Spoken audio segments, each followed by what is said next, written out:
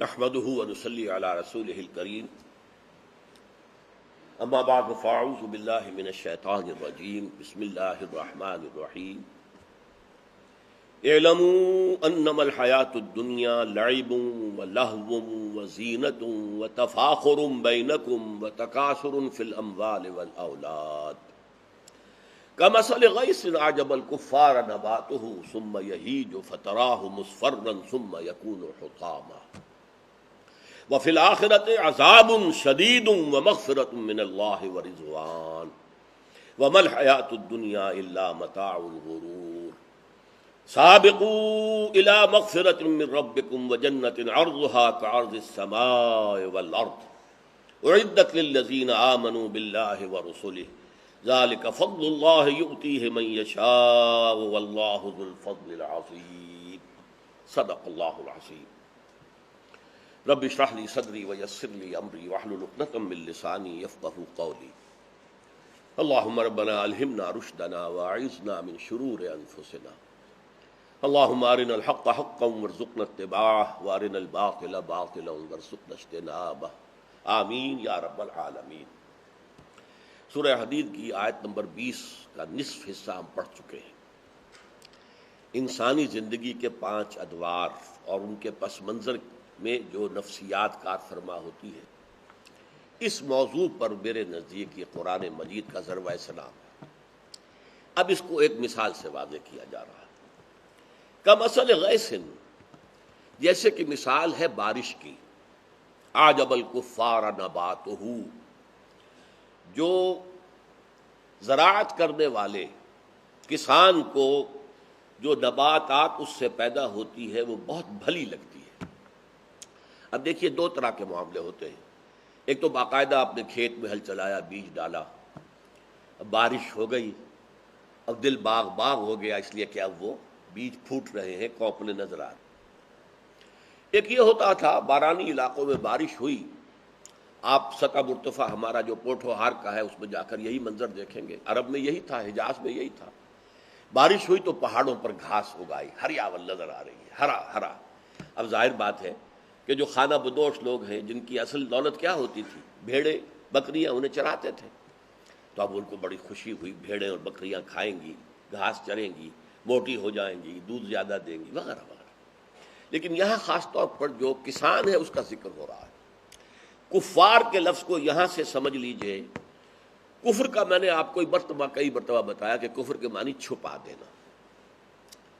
کفر شکر کے مقابلے میں ہے کہ آپ کے ساتھ کسی نے نیکی کی تو ایک جذبہ تشکر آپ کے اندر سے ابھرنا چاہیے۔ اگر آپ کی فطرت مسخ نہیں ہو گئی، اگر آپ کی انسانیت مر نہیں گئی ہے، آپ کی فطرت اگر سلیم ہے، سالم ہے، صحیح ہے، صحت مند ہے، تو جذبہ شکر ابھرے گا۔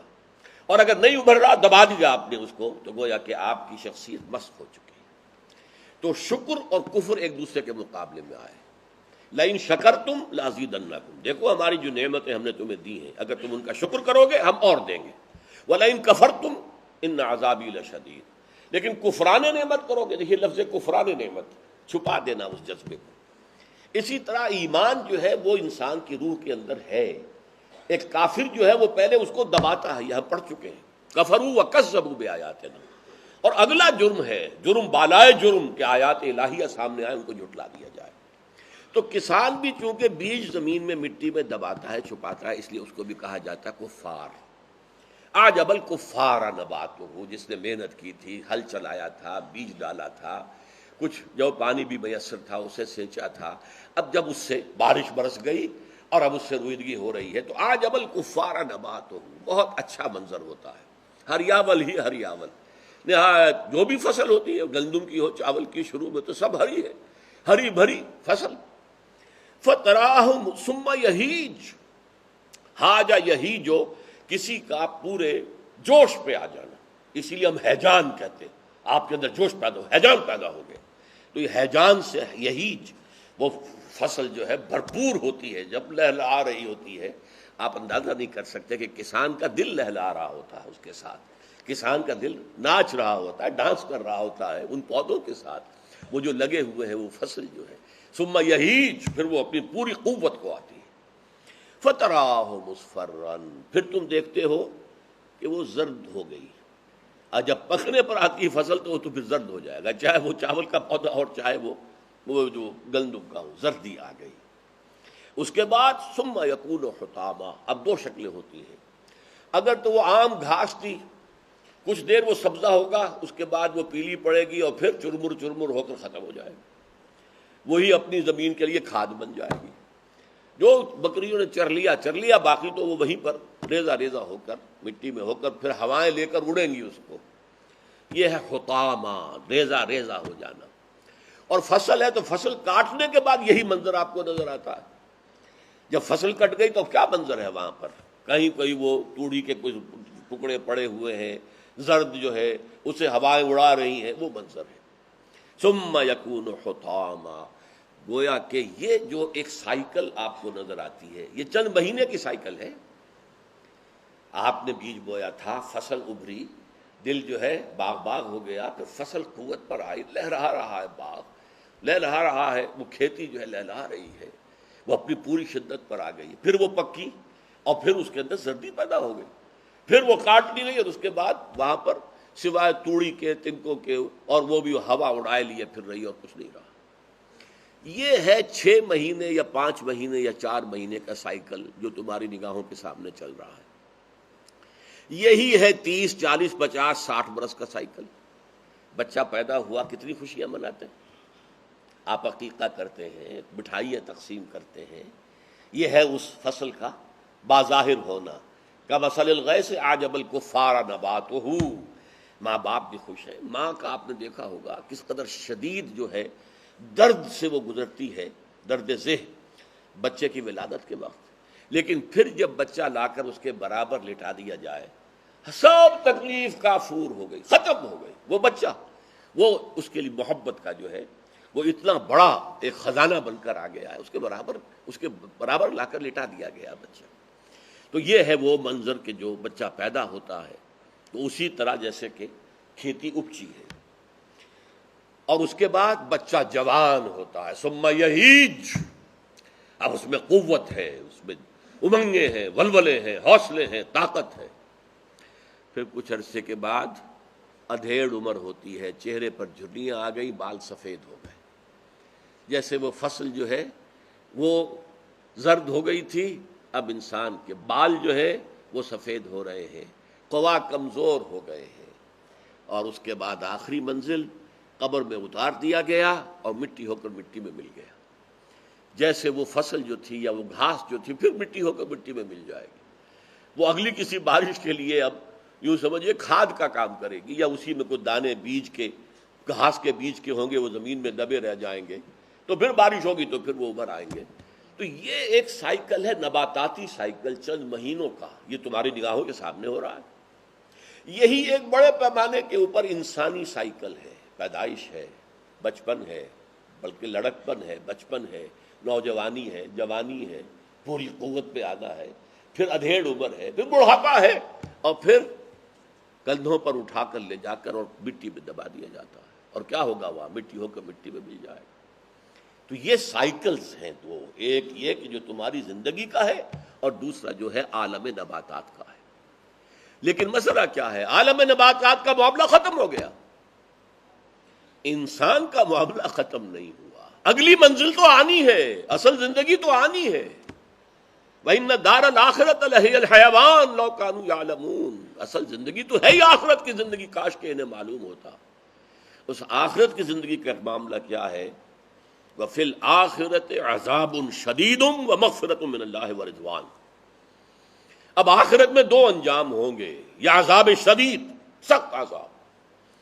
تم نے اگر اپنے ضمیر کی آواز پر لبیک نہیں کہا، تمہارے سامنے دعوت حق آئی، تم نے اسے قبول نہیں کیا، تم نے اپنے اندر اخلاقی حس کو زندہ دفن کر دیا، اپنے نفس کے اندر بے درد ہو گئے، کٹھور ہو گئے، لوگوں پر ظلم کرنے والے ہو گئے. عذاب شدید، اب بدترین عذاب، شدید ترین عذاب کے اندر جو ہے جھونک دیے جاؤ گے. وَمَغْفِرَةٌ مِّنَ اللَّهِ، یہ یہاں واو او کے معنی میں ہے، یا اللہ تعالیٰ کی مغفرت ہوگی. ظاہر بات ہے مغفرت کے بغیر بہت سے گناہ تو سب کے ہی ہوں گے، کچھ نہ کچھ خطائیں تو سب سے ہوں گی، وہ تو کہا گیا ہے کہ الانسان مرکب من الخطاء والنسیان، انسان تو مرکب ہے خطا اور نسیان کا. کل بنی آدم خطاؤون وخیر الخطائین التوابون، تمام بنی آدم جو ہے وہ خطا کار ہیں، انتہائی خطا کار ہیں. ان خطا کاروں میں بہتر وہ ہے، اچھے ہیں کہ جو توبہ کرنے والے، رجوع کرتے ہیں، پلٹتے ہیں. پاؤں پھسل گیا تھا بھائی، اٹھ کھڑا ہوا میں، چل پڑا. پھر پاؤں پھسل سکتا ہے لیکن اٹھ کھڑے ہو. وہی ڈیرا نہیں لگا لیتا آدمی. بارش میں اگر کہیں پھسل گیا ہے، گر گیا ہے تو کیا بیٹھا رہے گا؟ وہ اللہ یہ کہ وہ ٹانگ ہی ٹوٹ گئی ہو، نہ اٹھ سکتا، وہ بات دوسری ہے. ورنہ اگر اور کوئی بات ہے تو فوراً اٹھے گا. میں نے اپنا تجربہ کئی دفعہ بتایا. فائنل ایئر MBBS کے دور میں میں کچھ لیٹ ہو گیا تھا. پہلی کلاس ہماری 8 بجے شروع ہو جاتی تھی سرجری کی. سردیوں کا موسم، بارش ہو گئی، سڑک پر کیچڑ تھا. سائیکل پر میں جا رہا تھا، تیز سائیکل پھسلی، میں گر گیا. لیکن مجھے جب میں اٹھ کے کھڑا ہو چکا تھا تب معلوم ہوا کہ میں گرا تھا. یعنی اس طرح بجلی کے سے انداز میں انسان اٹھتا ہے کہ مجھے گرنے کا پتہ نہیں چلا، اور پھر پڑے رہنے کا تو سوال ہی نہیں. میں جب اٹھ کر کھڑا ہو گیا تو معلوم ہوا اوہ میں گر گیا. تو یہ انداز اگر انسان کا ہے تو کوئی حرج نہیں. اللہ معاف فرمانے والا ہے، مغفرت ہے. ومغفرت من اللہ ورضوان، اور اس سے بڑی اونچی جو ہے وہ اللہ کی رضا ہے. یہ سب سے اونچا مقام. اس لیے صحابہ کے لیے ہم کیا کہتے ہیں؟ رضی اللہ عنہم ورضوا عنہ، رضی اللہ عنہم وارضاہم. اللہ ان سے راضی ہو جائے اور اللہ ان کو راضی کر دے. راضی اللہ تعالیٰ بھی ان سے راضی ہو جائے. رضی اللہ عنہم وارضاہم، انہیں بھی راضی کر. تو یہ رضوان جو ہے اللہ راضی ہو جائے، یہ ہے نصب العین انسان کا. زندگی کے اندر ٹھیک ہے فرائض ہے، نماز پڑھنا فرض ہے، نصب العین نہیں ہے. روزہ رکھنا فرض ہے رمضان کا، نصب العین نہیں ہے. اقامت دین کی جد و جہد کرنا فرض ہے لیکن نصب العین نہیں ہے. نصب العین اللہ کی رضا، یا ذرا کمتر درجے میں آخرت کی نجات، یہ ہوں گے نصب العین. نصب العین اس دنیا کی زندگی کی کوئی شے نصب العین نہیں ہے. گول ہمارا وہ نہیں ہے. فرض ہے، نماز فرض ہے، روزہ فرض ہے، صاحب استطاعت پر حج فرض ہے، صاحب نصاب پر زکوٰۃ فرض ہے. باطل نظام کے تحت رہنے والے پر فرض ہے کہ اس باطل نظام کے خلاف جد و جہد کرے، اجتماعی جد و جہد کرے، اور اس کو جڑ سے اکھاڑ کر اس کی جگہ پر نظام حق قائم کرنے کی جد و جہد کرے. کامیابی ناکامی سے کوئی بحث نہیں، لیکن جد و جہد نہیں کرتا تو ناکام ہو گیا. جد و جہد کرتا رہے کامیاب ہو جائے گا، چاہے زندگی میں کوئی انقلاب آئے یا نہ آئے. تو فرمایا کمثل غیث اعجب الکفار نباتہ ثم یہیج فتراہ مصفرا ثم یکون حطاما وفی الآخرۃ عذاب شدید ومغفرۃ من اللہ ورضوان وما الحیاۃ الدنیا الا متاع الغرور. اور نہیں ہے دنیا کی زندگی سوائے دھوکے کے سامان کے. یہ غرور پہلے آ چکا ہے، غین کی زبر کے ساتھ غرور، وہ ہے مبالغے کا صیغہ. غفور بہت زیادہ مغفرت کرنے والا، شکور بہت زیادہ شکر کرنے والا، کفور بہت زیادہ کفران نعمت کرنے والا، غرور بہت زیادہ دھوکہ دینے والا. شیطان کے لیے آیا غرکم باللہ الغرور، وہ جو آیت ہے جس میں 5 جو ہے مراحل نفاق کے بیان ہوئے تھے، اس میں آخری کیا تھا؟ وغرکم باللہ الغرور، غین کے زبر کے ساتھ. یہاں یہ مصدر ہے غرور، اس میں مصدر. اور یہ دنیا کی زندگی سوائے دھوکے کے اور کچھ نہیں. متاع الحیات الدنیا جو ہے یہ در حقیقت دھوکہ ہے. کس معنی میں دھوکہ ہے؟ اگر یہ آپ کو آخرت سے غافل کر دے تو یہ دھوکہ ہے، دھوکہ ہے، دھوکہ ہے، دھوکہ ہے. اس کو اقبال نے کہا ہے کہ کافر کی یہ پہچان کہ آفاق میں گم ہے. یہ آفاق کے اندر ہم دنیاوی زندگی کے چھوٹے چھوٹے معاملات میں گم ہے. سائنسدان جو ہے وہ کائنات کی یہ کیا ہے، یہ گلیکسیز کیا ہے، وہ ایک نیا ستارہ دریافت ہو، وہ بھی آفاق میں گم ہے، گم ہے. اسے اس کے پیدا کرنے والے کا دھیان کبھی نہیں آتا. اس کی بڑی سے بڑی نشانیاں دیکھ رہے ہیں لیکن کبھی خیال نہیں آتا کہ اس کی عظمت کیا ہے جس نے یہ سب کچھ پیدا کیا. یہ ہے غرور، دھوکہ دینے والی. یہ دھوکے کی ٹٹی ہے. اگر آخرت سے اور اللہ سے آپ محجوب ہو گئے، حجاب میں آ گئے، اوٹ میں آ گئے، تو یہ دنیا کی زندگی ہی دھوکہ ہے.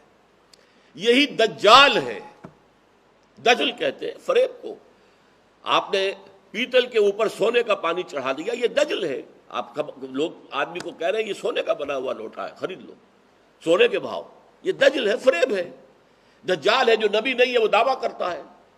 ثلاثون کذابون دجالون، حضور نے فرمایا میری امت میں 30 دجال پیدا ہوں گے جو کہ نبوت کا دعویٰ کریں گے، حالانکہ میرے بعد کوئی نبی نہیں، وہ غلام احمد قادیانی ہو، بہاء اللہ ہو، ایرانی کوئی بھی ہو۔ اس سے پہلے حضور کے زمانے میں 6 پیدا ہو چکے تھے۔ تو بہرحال 1400 برسوں میں وہ 30 کی تعداد شاید پوری ہو چکی ہو، یا ابھی کوئی ایک آدھ اور آنا ہو، اللہ جانے۔ تو یہ دجال ہے۔ تو یہ دجل کیا ہے؟ اصل زندگی آخرت کی تھی، دنیا کی زندگی نے اس پہ پردہ ڈال دیا اور آپ کو اپنے اندر ہی گم کر لیا۔ بس کھاؤ پیو عیش کرو کماؤ، بابر بیش کوش کے عالم دوبارہ نیست، زیادہ سے زیادہ to possess more and more, to enjoy more and more, لذتیں حاصل کرو۔ تمہارے پاس دولت ہے، جو چاہو عیش کرو، لذتیں اٹھاؤ اور کوشش کرو، بھاگو دوڑو اور کماؤ، اور تب فخر کرو لوگوں کے اوپر، بالکل جیسے ہی نئی برانڈ آیا ہے کار کا فوراً تمہارے دروازے پر آ جائے، تم سے پہلے کوئی سبقت نہ لے جائے کہ اس کے ہاں پہلے آ جائے، وغیرہ وغیرہ۔ یہ آپ گم ہو گئے۔ یہ ایسا ہی ہے جیسے کہ اقبال نے عقاب اور چیونٹی کا جب مکالمہ کرایا تو کہا کہ تو رزق اپنا ڈھونڈتی ہے خاک راہ میں، میں نوح سپہر کو نہیں لاتا نگاہ میں، تو زمین کی مٹی کے اندر ہی سے کہیں سے کوئی دانہ ملا اسے لے کے چل رہی ہے، تیرا حال یہ ہے۔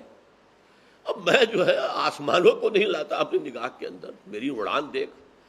اسی طرح ایک انسان وہ ہے کہ جو رہتا دنیا میں ہے لیکن دنیا سے بالا تر ہو کر رہتا ہے، بازار میں سے گزرا ہوں، خریدار نہیں ہوں۔ کن فی الدنیا کانک غریب و عابر سبیل، دنیا میں ایسے رہو جیسے کہ تم اجنبی ہو، یہ دنیا تمہارے لیے اجنبی ہے، تم اس کے لیے اجنبی ہو گئے ہو۔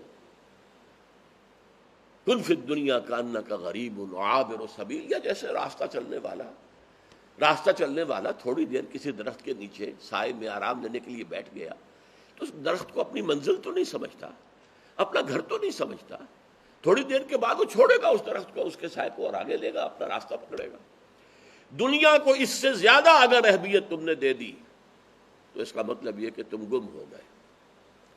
کافر کی یہ پہچان کہ آفاق میں گم ہے، اور مومن کی یہ پہچان کہ گم اس میں ہے آفاق، ان آفاق سے بلند تر ہو کر زندگی گزارنا۔ طالب اللہ کا بن جائے، دنیا کا طالب نہ رہے۔ لا مطلوب الا اللہ، لا مقصود الا اللہ، لا محبوب الا اللہ، لا معبود الا اللہ، یہ تو پہلی منزل ہے۔ اس کے بعد لا مقصود الا اللہ، لا مطلوب الا اللہ، لا محبوب الا اللہ۔ اس سے بلند تر ایک منزل تھی جس پر کہ ہم گفتگو بہت کر چکے ہیں، اب اس کو میں چھیڑنا نہیں چاہتا، لیکن وہ فلسفے کا مسئلہ ہے، وہ دین کا مسئلہ نہیں۔ دین میں شریعت ہے لا معبود الا اللہ، طریقت کیا ہے؟ لا مقصود الا اللہ، لا مطلوب الا اللہ، لا محبوب الا اللہ۔ یہ طریقت اور شریعت دونوں مل کر دین مکمل۔ بہرحال دنیا دھوکے کا سامان ہے، لیکن یہ جو قرآن مجید میں بار بار آتا ہے اس کا ایک غلط رد عمل دنیا میں ہوا ہے، اور وہ ترک دنیا ہے۔ چھوڑو اس جھنڈے کو، جاؤ غاروں میں بیٹھے رہو، کوئی پھل مل جائے درخت کا ہے، کچھ اور، کچھ نہیں تو پتے کھاؤ، وہ نہیں تو جڑیں جو ہے پودوں کی وہ اکھاڑ کے وہ کھاؤ، بس اللہ سے لو لگاؤ۔ بس کہاں یہ جھگڑا، بیوی بچے، گھر گرہستی، اب وہ بچے کی ولادت ہو رہی ہے، اب اسپتالوں میں دوڑے پھر رہے ہیں، اب اتنے ہزار کا بل آ گیا، ایسا پکڑے بیٹھے ہوئے ہیں، وہ بچہ جو ہے اب اس کی بیماری ہو گئی ہے، فلاں ڈاکٹر کے پاس بھاگو، فلاں اسپیشلسٹ کے، کیا کاہے کو؟ آدمی رہے تجرب کی زندگی گزارے، کسی غار میں بیٹھا رہے، کسی پہاڑ کی چوٹی پر بیٹھ کر تپسیا کرے، اللہ سے لو لگائے، یہ رہبانیت ہے۔ چنانچہ اس سورہ مبارکہ کا آخری رکوع رہبانیت کی نفی پر ہے، کیونکہ اس میں جتنی نفی کی گئی ہے دنیا کی زندگی کی، اس کا یہ نتیجہ نہ نکل جائے کہ تم ترک دنیا کر کے راہی بن کر بیٹھ جاؤ، نہیں، یہ غلط ہو۔ دنیا میں رہو لیکن دنیا کے طلبگار مت بنو، طالب اللہ کے، دنیا میں رہو، دنیا سے محبت مت کرو، محبت اللہ سے، اللہ کے رسول سے، اللہ کی راہ میں جہاد کرنے سے، لیکن دنیا میں رہو۔ اس کے لیے بہترین جو ہے ایک حدیث ہے، حضور نے اس پورے تصور کو جس طریقے سے چند الفاظ میں، کیونکہ آپ کا اپنا دعویٰ ہے انا افصح العرب، میں عرب کا فصیح ترین انسان ہوں، یہ بھی آپ نے کہا اوتی تو جوامع الکلم، مجھے اللہ نے جامع کلمات عطا فرمائے، دو لفظوں میں حضور نے علم، معرفت، ہدایت کے جو ہے سمندر بند کر دیے۔ اب دیکھیے چھوٹی سی حدیث، الدنیا مزرعۃ الآخرہ، دنیا آخرت کی کھیتی ہے، یہاں بو گے تو وہاں کاٹو گے نا، یہ عمل ہے، عمل کا وقت ہے، یہ گھڑی محشر کی ہے تو عرصہ محشر میں ہے، پیش کر غافل عمل کوئی اگر دفتر میں ہے۔ بھاگو دوڑو، اللہ کے لیے بھاگ دوڑ کرو، دنیا کے لیے نہ کرو۔ دنیا بس اتنی جتنی کہ تمہاری زندگی اور جسم کا رشتہ جو ہے، جان اور جسم کا رشتہ قائم کرنے کے لیے ضروری ہے، اپنے اور اپنے بچوں کے لیے، اس کے کمانے کے لیے تو وقت لگاؤ، صلاحیت صرف کرو، لیکن اس سے زیادہ نہیں۔ باقی سب پورا سرپلس جو ہے وہ لگا دو اللہ کے دین کے لیے۔ آمنوا باللہ ورسولہ وانفقوا مما جعلکم مستخلفین فیہ، یہی سے تو بات شروع ہوئی تھی۔ ایمان لاؤ اللہ پر، اس کے رسول پر، جیسے کہ ایمان لانے کا حق ہے، اور خرچ کر دو، لگا دو، کھپا دو اللہ کی راہ میں، ہر اس چیز میں سے جس میں اللہ نے تمہیں اختیار عطا کیا، خلافت عطا کی۔ تو فرمایا وَمَا الْحَيَاةُ الدُّنْيَا إِلَّا مَتَاعُ الْغُرُورِ، لیکن مومن کے لیے یہ دنیا وہ کھیتی ہے جس میں وہ اعمال صالحہ کے بیج ڈالتا ہے، اور یہ کھیتی آخرت میں لہلہاتی ہوئی اسے ملے گی۔ تم اگر ذکر بھی کرتے ہو، سبحان اللہ کہتے ہو، تو ایک پودا آخرت کی سرزمین میں، جنت کی سرزمین میں تمہارے اس سبحان اللہ کے کہنے سے وہ گویا کہ وہ پودا جو ہے اس کی زندگی شروع ہو گئی، بیج پڑ گیا۔ اور جو بھاگ دوڑ کر رہے، اللہ کی راہ میں خرچ کر رہے، اللہ کے بینک میں جمع ہو رہا ہے، وہاں 700 گنا نہیں 7,000 گنا تمہیں اجر و ثواب مل جائے گا۔ یہ سارا معاملہ ہے، تو دنیا میں کرو گے تو وہاں پاؤ گے، ترک دنیا کوئی شے نہیں ہے۔ اس پر گفتگو جو ہے وہ آخری رکوع جو آئے گا اس میں ہوگی انشاءاللہ۔ تو فرمایا وَمَا الْحَيَاةُ الدُّنْيَا، البتہ اگر یہ دنیا کی زندگی آپ کو آخرت سے غافل کر دے تو یہ متاع الغرور ہے، یہ دھوکے کی ٹٹی ہے، یہی سب سے بڑا دجال ہے۔ سورہ کہف میں اسی کو تو کہا گیا، زینت الحیات الدنیا، المال والبنون زینت الحیات الدنیا۔ یہ زینت الحیات الدنیا کے پیچھے اگر پڑ گئے تو بس گویا کہ دجالیت آپ کے اوپر مسلط ہو گئی۔ اب اس کا نتیجہ کیا نکلتا؟ سابقوا الی مغفرۃ من ربکم، اگر یہ حقیقت واضح ہو گئی ہے تو دوڑو، اور دوڑ میں مقابلہ کرو۔ دیکھیے مسابقت انسانی فطرت میں ہے۔ کلاس میں جو بچے ذہین ہیں وہ مسابقت کرتے ہیں، میں فرسٹ آؤں، میں فرسٹ آؤں، دوسرا کہتا ہے میں فرسٹ آؤں۔ مسابقت، نیکی میں مسابقت کرو۔ لِكُلٍّ وِجْهَةٌ هُوَ مُوَلِّيهَا فَاسْتَبِقُوا الْخَيْرَاتِ، تم نیکیوں میں ایک دوسرے سے آگے نکلو۔ جیسے کہ ہم دیکھتے ہیں کہ صحابہ کے ہاں جب ایک موقع پر حضور نے کہا کل میں یہ تلوار اسے دوں گا یا جھنڈا اسے دوں گا جس سے اللہ اس کا رسول راضی، اب سب کے سب خواہش مند ہیں، مجھے ملے مجھے ملے مجھے ملے۔ وہ مل گیا جس کو ملنا تھا، ابو دجانہ رضی اللہ تعالیٰ عنہ کو ملا۔ پھر جب وہ لے کر چلے ہیں اکڑتے ہوئے تو حضور نے فرمایا یہ چال جو ہے جو ابو دجانہ اس وقت چل رہا ہے یہ اللہ کو بہت ناپسند ہے، مگر آج کے دن آج اس نے اگر اکڑ رہا ہے کہ مجھے اللہ کے رسول نے یہ جھنڈا عطا کیا۔ اسی طرح غزوہ تبوک کے موقع پر حضرت عمر کے اندر مسابقت تھی کہ نہیں تھی کہ میرے پاس اتفاق سے اس وقت مال بہت زیادہ تھا، میں نے کہا اب تو میں بازی لے جاؤں گا ابو بکر پر۔ بازی ہے ایک دوسرے سے نیکی میں آگے بڑھو۔ چنانچہ کہا گیا ہے دنیا میں اسے دیکھو جو تم سے پیچھے رہ گیا ہے تاکہ تمہارے اندر شکر کا جذبہ پیدا ہو کہ اللہ اس سے میں بہتر حالت میں ہوں، دنیا میں شکر کروں۔ اور دین میں اسے دیکھو جو تم سے آگے ہو، یہ مجھ سے آگے نکل گیا میں نکلوں اس سے آگے۔ یہ ہونا چاہیے، یہ نہیں کہ دنیا میں ہم دیکھ رہے ہیں جو ہم سے آگے ہم نکلے جی ان سے آگے، اور دین میں چلو جی میں یہ گندا ہوں تو یہ تو اور بھی گندا ہے، میرے اندر یہ خرابی ہے تو اس میں تو اور بھی 10 خرابیاں ہیں۔ یہ نہیں، اس سے آپ ان خرابیوں میں پختہ ہوتے چلے جائیں گے۔ تو دین میں دیکھو اس کو جو آگے ہے اور دنیا میں دیکھو اسے جو پیچھے ہے۔ تو سابقو، مسابقت کرو، یہ باب مفعلہ سے، جاہدو مجاہدہ سے، قاتلو مقاتلہ سے، مسابقہ یا مسابقت ہم اردو میں کہیں گے، اس سے فعل امر کیا بنا؟ سابقو، سبقت لے جاؤ ایک دوسرے پر، الی مغفرۃ من ربکم، اپنے رب کی مغفرت کے حصول کے لیے، وجنت، اور اس جنت کے حصول کے لیے، ارضھا کارض السماء والارض، جس کا پھیلاؤ آسمان اور زمین کے مانند ہے۔ اب دیکھیے پہلے تو یہاں عرض کا مطلب جو ہے وہ عرض بمقابلہ طول نہیں ہے، ہم جب کہتے ہیں اس کا طول اتنا ہے عرض اتنا ہی، یہاں عرض پھیلاؤ کے معنی میں آیا ہے۔ جیسے کہ یہ وسعت کے لیے استعارے کے طور پر ذو دعائن عریض، کہ جب انسان تکلیف میں ہوتا ہے، جب اچھا حالات ہیں تو ہمیں بھول جاتا ہے، تکلیف میں ہوتا ہے تو پھر ذو دعائن عریض، پھر بڑی لمبی چوڑی دعائیں ہم سے مانگتا ہے۔ انسان کا حال یہ ہے، جب ہم نے کچھ دولت دی ہے اب غافل ہو گیا، اب ہمیں یاد ہی نہیں کرتا، لیکن جب تکلیف آئی تو پھر دعائیں لمبی لمبی لمبی، دعائیں عریض یعنی بہت ہی لمبی چوڑی دعائیں۔ تو یہ لمبے چوڑے جس کی لمبائی اور چوڑائی آسمان، یہاں السبا جو ہے یہ حصر کے لیے لام جنس ہے، تمام سماوات، اس لیے کہ سورہ آل عمران کی آیت نمبر 133 میں آیا ہے وَسَارِعُوا إِلَىٰ مَغْفِرَةٍ مِّن رَّبِّكُمْ وَجَنَّةٍ عَرْضُهَا السَّمَاوَاتُ وَالْأَرْضُ، وہاں سماوات جمع کا آیا ہے، اس جنت کے لیے دوڑو، ایک دوسرے سے مقابلہ کرو۔ سارعوا وہ بھی مسارعت، تیزی سے دوڑ کر پہنچنا کسی جگہ پر، جب آپ دوڑ کا مقابلہ کر رہے ہوتے ہیں تو کوئی نشان مقرر کیا ہے، اب سب سے پہلے کون دوڑتا ہے؟ تیز دوڑتا ہے۔ تو سارعوا سابقوا، یہاں ہے سابقوا الی مغفرۃ من ربکم وجنۃ عرضها كعرض السماء والارض، اور سورہ آل عمران کی آیت نمبر 133 وسارعوا الی مغفرۃ من ربکم وجنۃ عرضها السماوات والارض۔ اب دیکھیے ایک بات نوٹ کر لیجئے، عالم آخرہ کی کسی بات کی تفصیل میں مت جائیے۔ اگر تمام آسمانوں اور زمین جتنی جنت ہے تو پھر جہنم کہاں ہوگی؟ تو معاملہ بڑا ٹیڑھا ہو گیا سوال۔ نہیں، بالکل نہیں جائے۔